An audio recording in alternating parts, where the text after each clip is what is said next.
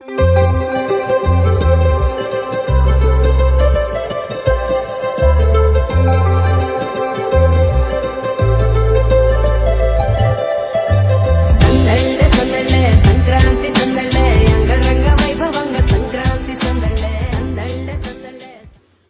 ಸಂಕ್ರಾಂತಿ ಹೊಸ ಆರಂಭ, ಸಿಹಿ ಕ್ಷಣಗಳು.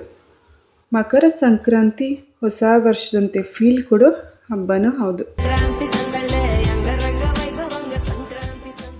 ಹೆಣ್ಮಕ್ಳೆಲ್ಲ ಮುದ್ದಾಗಿ ರೆಡಿಯಾಗಿ ವರ್ಷದ ಮೊದಲನೇ ಹಬ್ಬನ ಸಂಭ್ರಮಿಸೋ ದಿನ.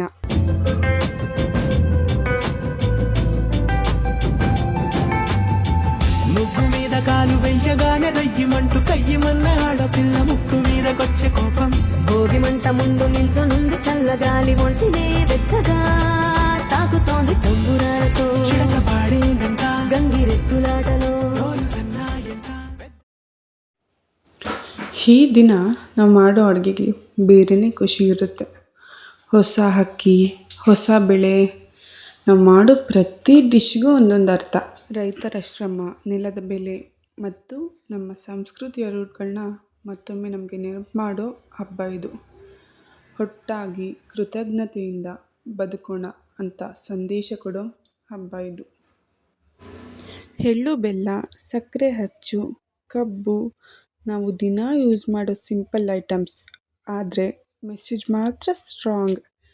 ಸಿಹಿಯಾಗಿ ಇರೋಣ, ಒಟ್ಟಾಗಿ ಬಾಳೋಣ.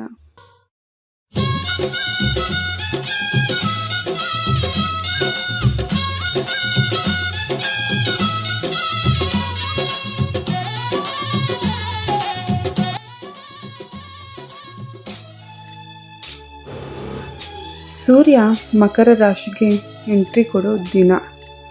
ಅದರ ಜೊತೆಗೆ ನಮ್ಮ ಜೀವನಕ್ಕೂ ಹೊಸ ಆರಂಭ ಅನ್ನೋ ಗ್ರೀನ್ ಸಿಗ್ನಲ್ ಕೊಡೋ ದಿನ. ಮಕರ ಸಂಕ್ರಾಂತಿ ದಿನ ಒಂದು ವಿಶೇಷ ಆಚರಣೆ ಅಂದರೆ ನಮಗೆ ದಿನನಿತ್ಯ ಹಾಲು ಕೊಡುವಂತಹ ಗೋಮಾತೆಗೆ ಪೂಜೆ ಸಲ್ಲಿಸೋದು.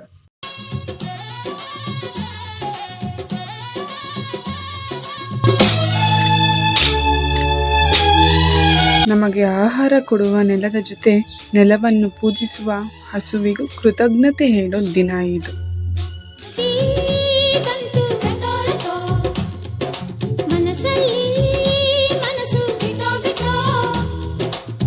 ಮತ್ತೊಮ್ಮೆ happy Makara Sankranti. Thanks for watching. ಮತ್ತೆ ಭೇಟಿಯಾಗೋಣ. ಬಾಯ್.